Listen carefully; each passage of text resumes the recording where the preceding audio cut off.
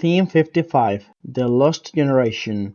Francis Scott Fitzgerald, John Steinbeck, and Ernest Hemingway. The narrative works of William Faulkner. 1. Introduction. 2. Relation with other themes. 3. Current legislation. 4. Definition of the lost generation. 5. Francis Scott Fitzgerald. 6. John Steinbeck. 7. Ernest Hemingway. 8. William Faulkner. 9. Conclusion applicable to language teaching. 10. Relevant bibliography. 1. Introduction. The theme I have chosen to write about is number 55, which deals with the lost generation and four of the most important authors who belong to it: Francis Scott Fitzgerald, John Steinbeck, Ernest Hemingway, and William Faulkner. In the first place, I will define the lost generation. I will then go on to write about the life, style, and main works of the four authors previously mentioned. Finally, I will conclude with some thoughts on how best to approach the teaching and learning of literature in our secondary school classes. 2. Relation with other themes. This theme is directly related to numbers 52 and 60, which deal with the history and literature of this period. 3. Current legislation. The Modified Organic Law of Education, the LOMLOE, came into force in 2021 and has now been introduced in secondary education and bachillerato. The law deals comprehensively with the most suitable type of methodology to be implemented in our secondary school classes. The official curriculum of the Autonomous Community of Madrid contains detailed information about the introduction of cultural points related to history and literature during the different stages of compulsory secondary education and bachillerato. All of this is established and supported by the Council of Europe in the Common European Framework of Reference for Languages. 4. Definition of the lost generation. Gertrude Stein coined the term "lost generation" for writers born around the 1900s who were detached from their roots, unprepared for post-war reality, fascinated with Europe, and without older guides. They expressed their defiance of destiny by exploring life in the early 20th century, using technical experimentation that changed American literary history. Their early works were nostalgic and wished to recapture remembered things, as they were in transition and homesick for the certainties of childhood.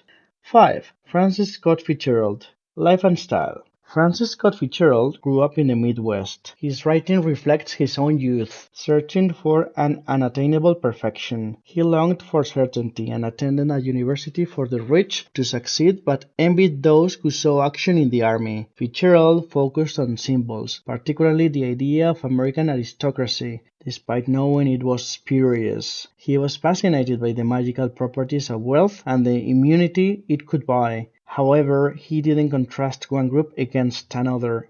Early works. Francis Scott Fitzgerald's early books and characters are immature, projections of himself, dreaming and disappointed, and averse to developing. Nevertheless, his work was fluent and carefully constructed, as he always intended to be a writer. In The Rich Boy, he approached the theme of great wealth, struggling to maintain detachment while being tempted by it. What he had to offer was joy, beauty, and tenderness, all aspects of youth that he confused with wealth. The Great Gatsby. Fitzgerald's novel The Great Gatsby portrays a contrast between youth and wealth. The protagonist, Gatsby, is a symbol of youth and hope, who has gained wealth to win back his old love, Daisy. However, Daisy and her husband Tom represent the corrupt and invulnerable rich. The novel is a portrayal of the world of wealth, represented by wit and detachment. Despite its bold scenes, the novel has a moving quality, especially in the memories of the narrator's childhood and Gatsby's attempt to recapture the past. It also relates to the American dream of a new world.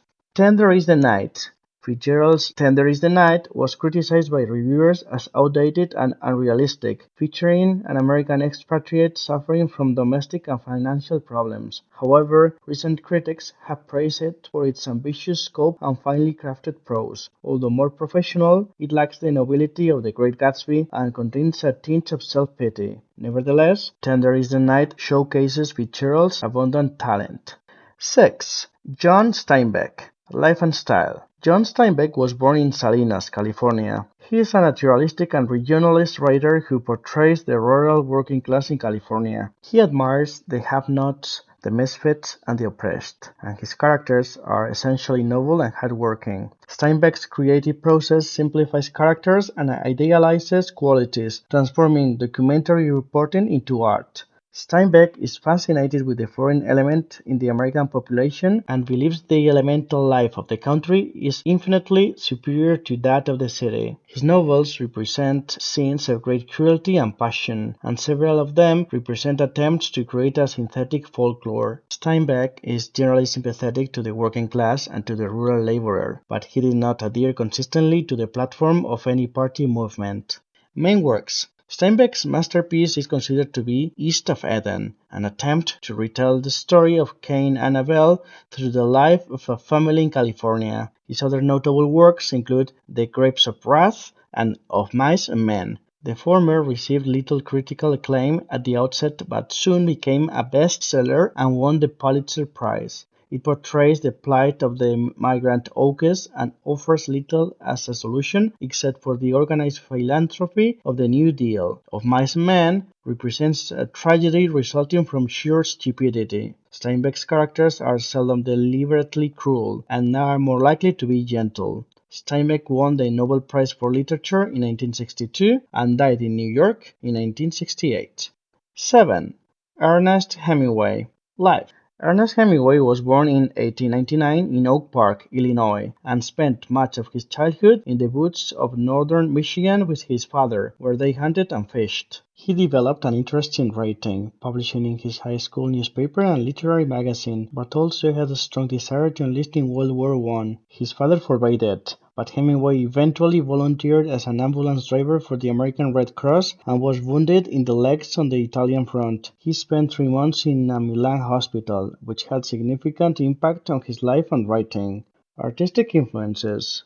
Anyway, Hemingway returned to the US after World War I and wrote in northern Michigan before traveling to Paris with a letter of introduction from Sherwood Anderson to Gertrude Stein. Hemingway worked hard as a correspondent throughout Europe and the Near East, which helped him in writing In Our Time, published in Paris in 1924. Major works. Ernest Hemingway was a celebrated writer whose works integrated style and subject, form and content with superb artistry. His first novel, The Sun Also Rises, deals with personal and cultural situations, including Jake Barnes' castration from a war wound and the failure of the land. A Farewell to Arms continues the theme of personal isolation and love and loss against the backdrop of a social catastrophe. Critics felt that Hemingway was not addressing real issues of his time, which led him to write For Whom the Bell Tolls, which embodied the tragedy of the Spanish Civil War. In his novella, The Old Man and the Sea, Hemingway recovered his voice and won the Pulitzer Prize for Letters in 1953 and the Nobel Prize for Literature in 1954. Hemingway never fully recovered after he and his wife were involved in 2 plane crashes in Africa in 1952. He shot himself in his ranch in Idaho in 1962. 8. William Faulkner.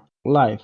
William Faulkner was born in New Albany, Mississippi, an area that later became the setting of many of his novels. His great-grandfather, a novelist, likely inspired his own desire to write, and the elder Faulkner's exciting life provided material for many of the younger Faulkner's books. Faulkner left high school after 10th grade and tried to join the U.S. Air Corps, but was rejected due to his height. He then joined the Royal Canadian Air Force but saw no combat due to the end of World War I. After briefly attending the University of Mississippi as a special student, he dropped out and worked odd jobs, including house painting, paper hanging, and dishwashing, without finding a sense of purpose. Artistic influences. William Faulkner met Phil Stone, Stark Young, and Sherwood Anderson, who became an important influence on his work as a novelist. Anderson convinced his own publishers to publish Faulkner's first novel, Soldier's Pay, which received favorable notices but was not an economic success.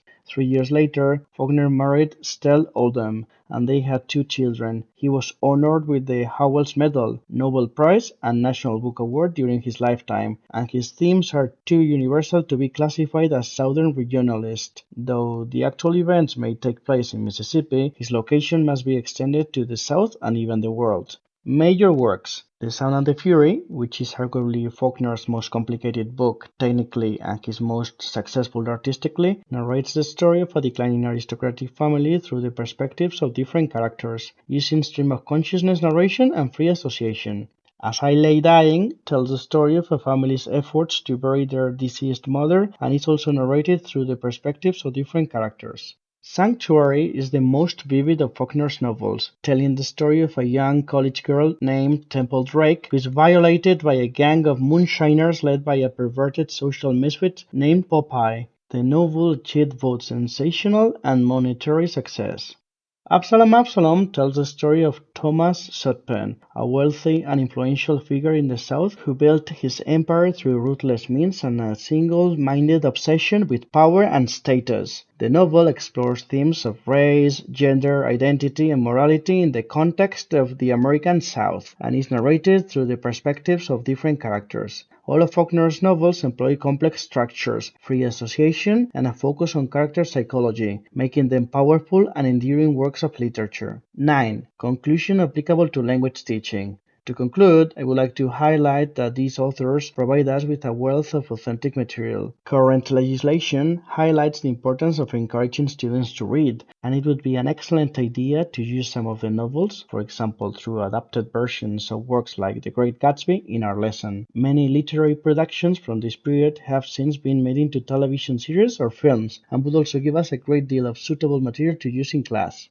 10. Relevant bibliography. The bibliography I have used for the information in this theme has basically been the Norton Anthology of American Literature by various authors. I hope you agree with me that my theme has covered all the necessary points and that it has demonstrated the importance of dealing with this important literary period in the United States of America through the works of these four renowned figures, using up-to-date methodological principles, something which can only be of benefit to our students.